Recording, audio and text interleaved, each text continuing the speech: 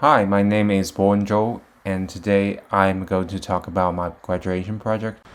My project originates from a deeply personal experience. Growing up within the Chinese education system, I became acutely aware of how the presence of authority shaped my behavior. Under the gaze of teachers, headmasters, or visiting officials, I was compelled to perform the role of the good student, sitting upright, raising my hand frequently, and responding with enthusiasm. Yet, this version of myself was not authentic. It was a mask I wore to satisfy authority, to align with what was expected of me. This formative experience revealed the performative nature of everyday life under surveillance and how individuals are compelled to become actors in a social theater when power is watching. The sociologist Irving Goffman provides the most direct framework for understanding this phenomenon. In the presentation of self in everyday life, Goffman argues that social interactions resemble theatrical performances, in which individuals perform roles for an audience to manage impressions. He distinguishes between front region behavior, where individuals conform to social expectations, and back region behavior, where they are freer to express their authentic selves. In my own classroom experience, the front region was activated under the watchful eyes of authority figures, while the back region only appeared when surveillance was absent. This duality is central to my project, where I dramatize the contrast between performance and authenticity across two screens representing front and back region spaces. Power itself is central to this process of enforced performance. Michel Foucault's Discipline and Punish provides a crucial theoretical lens, introducing the metaphor of panopticon to describe modern systems of surveillance. For Foucault, the panopticon demonstrates how power functions not only through coercion, but also through internalized self regulation. Under the gaze of authority, individuals discipline themselves, aligning their behavior with expectations, even in the absence of direct force. In the classroom, the teacher's gaze or the official's presence operated as a small panopticon, ensuring compliance through internalized discipline. Foucault further elaborates in Power Knowledge that surveillance operates diffusely through institutions such as schools and prisons, where authority is embedded in everyday routines. Developments in neuroscience prove Foucault's claim that power reshapes behavior at a fundamental level.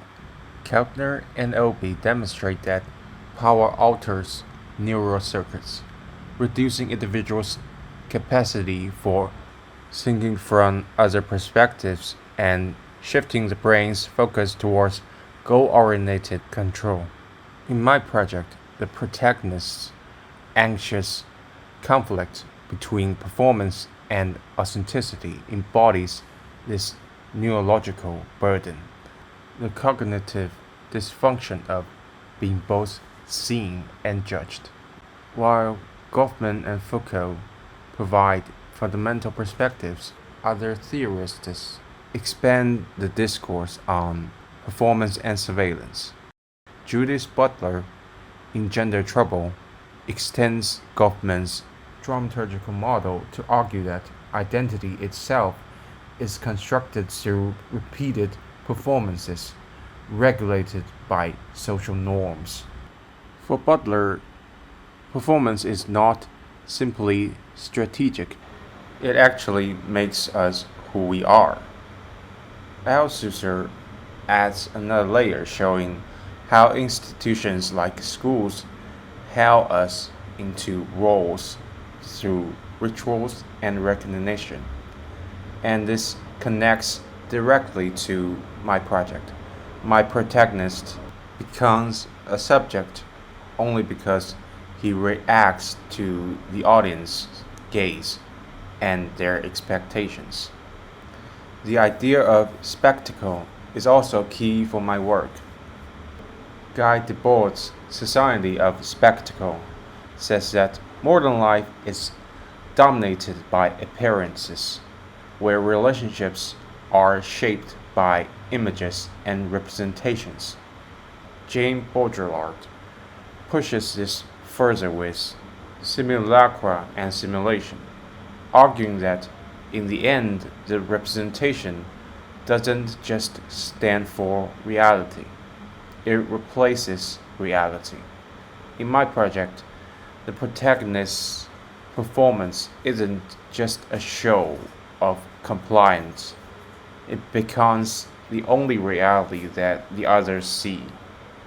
His private backstage self almost doesn't matter anymore, and that tension between spectacle and authenticity is exactly what we see today on social media.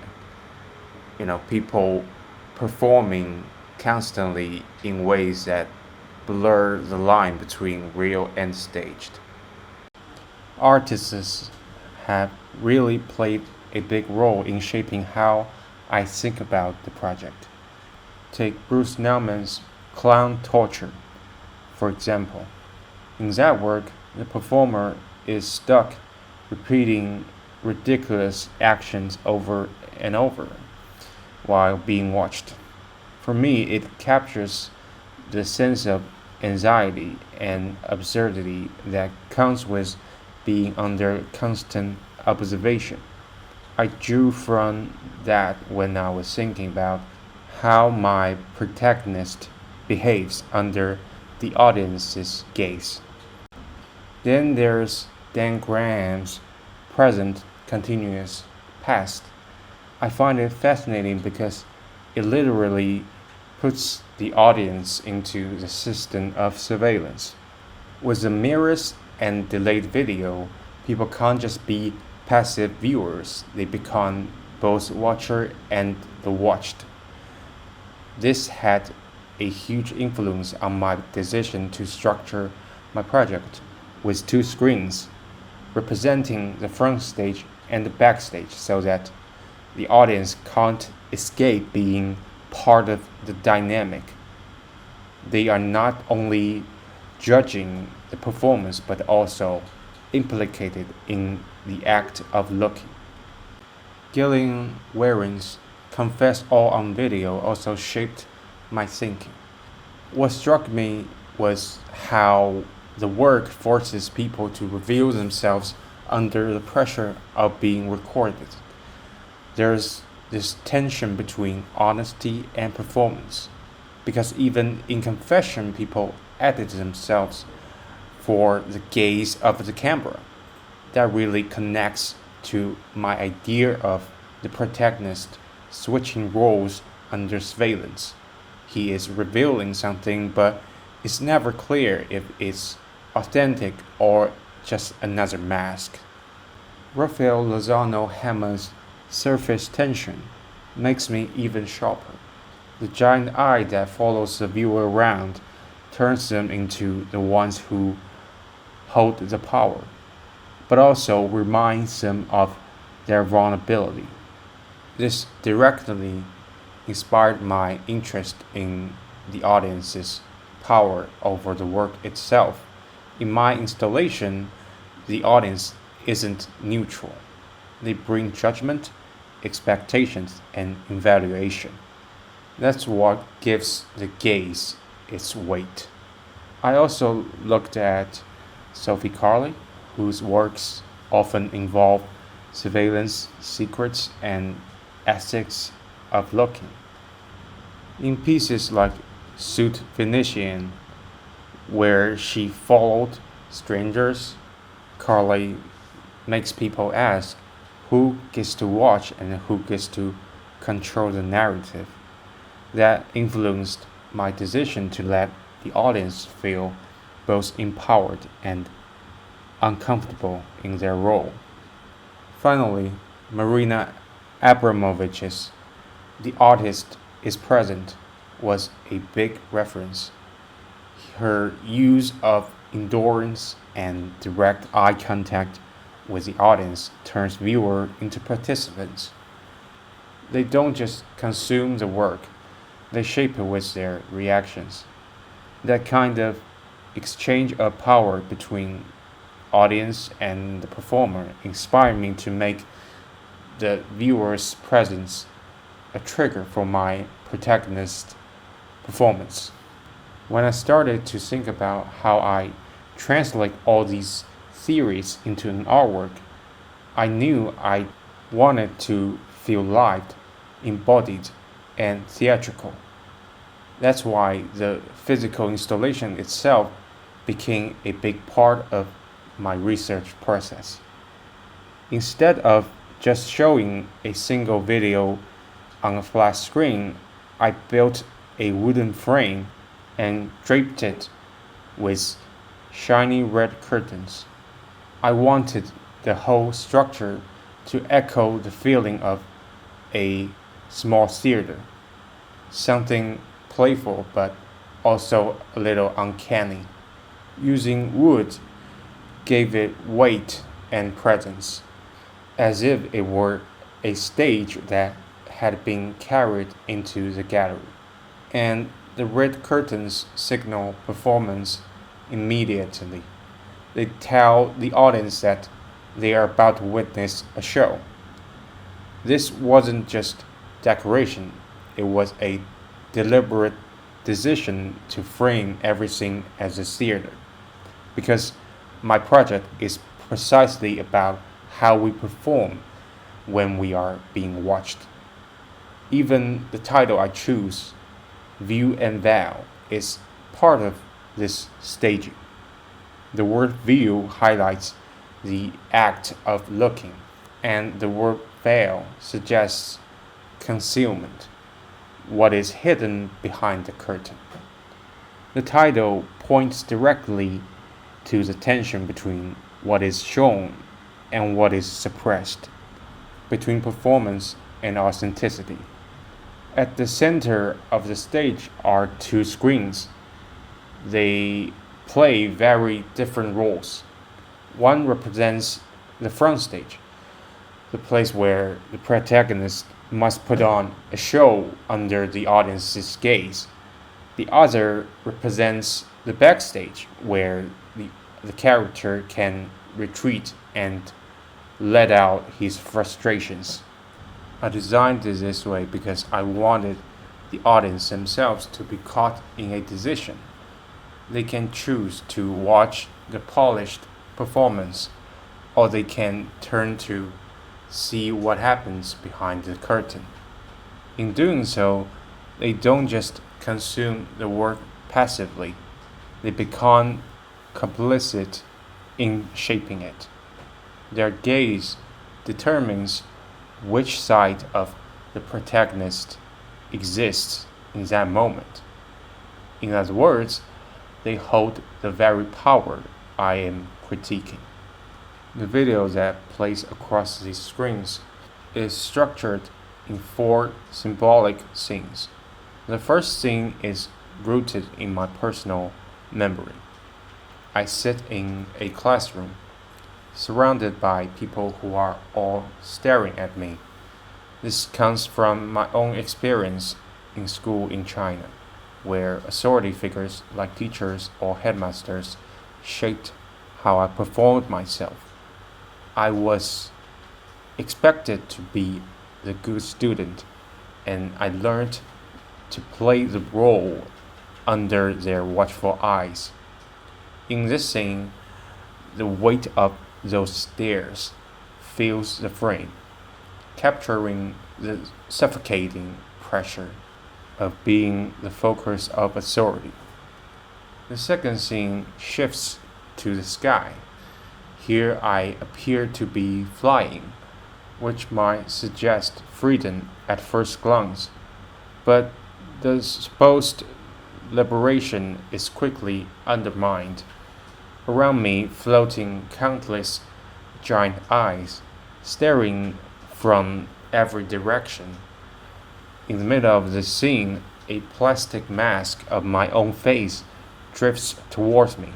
I grab it and I physically bend its mouth upwards into a smile. This gesture is uncomfortable and bizarre. It shows how, even in spaces where we think we are free, we often bend ourselves into acceptable shapes, manufacturing expressions that match the expectations of those who watch us. The third scene brings this idea into the digital age. I'm in the center of this frame, compulsively taking selfies. Behind me, the backdrop is filled with flashing social media feeds, likes, comments, endless scrolling pages.